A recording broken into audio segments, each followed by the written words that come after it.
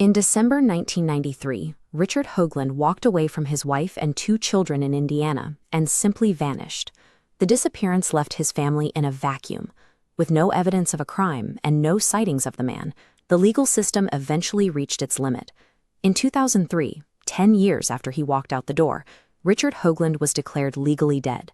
But he was living a second life. He had relocated to Florida, where he was operating under the name Terry Szymanski, an identity he had stolen from a man who actually died in 1991. While his first family struggled with the fallout of his absence, Hoagland was building a new fortune. He remarried, purchased Florida real estate, and eventually bought a private airplane for his personal use. He leveraged the blind spots of a paper-based bureaucracy to erase his past and accumulate wealth. But a digital search 23 years later would transform those assets into a $2 million liability. In 1993, government records were largely isolated. Information about births, deaths, and licenses was stored in physical filing cabinets at the county level, with very little communication between different states. Hoagland searched for a deceased person with a clean record to act as his proxy. He found Terry Szymanski, an Ohio man who had recently passed away. He managed to obtain a copy of Szymanski's death certificate. In the early 90s, this document was the primary credential required to authorize the next steps of his fraud.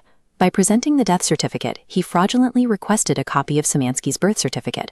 With the birth certificate, he secured a driver's license, completing a triangle of state-issued documents that made his new identity legitimate to any local clerk. This unverified chain of paper allowed him to remarry and acquire significant assets. Because the records weren't linked across state lines, his new life in Florida generated no suspicion in Indiana. The analog era rewarded geographical distance.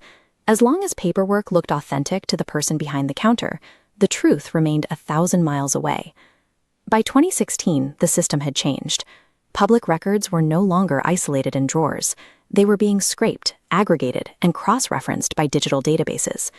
The catalyst for his discovery wasn't a private investigator, but a relative of the real Terry Szymanski, who was using a genealogy site to map their family tree. When they typed the name into a modern database, it triggered a collision of data.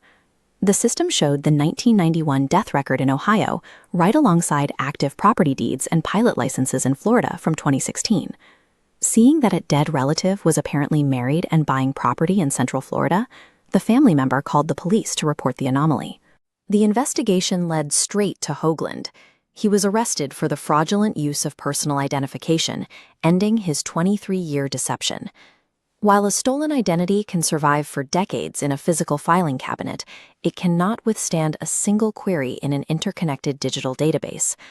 After the criminal case in Florida concluded, Hoagland had to face a civil reckoning back in the Indiana court where his original life began. Linda Eisler filed a lawsuit demanding decades of back child support and the costs of the college education she provided for their children while he was missing. Hoagland claimed he was living in poverty, but the court audited his life in Florida. The judge noted his ownership of multiple properties and his private aircraft as evidence of a comfortable lifestyle. The judgment totaled nearly $2 million. While the base child support was significant, it was dwarfed by $1.4 million in compound interest. Interest acts as a steep penalty. The longer Hoagland remained hidden, the more the mathematical reality of his debt grew. To settle the debt, the legal system began liquidating his Florida assets, ensuring the money he accumulated under a false name was used to pay the judgment in his real one. Technology is the tool that eventually catches an identity thief, but it is the cold, compounding math of the justice system that ensures they pay for the time they stole.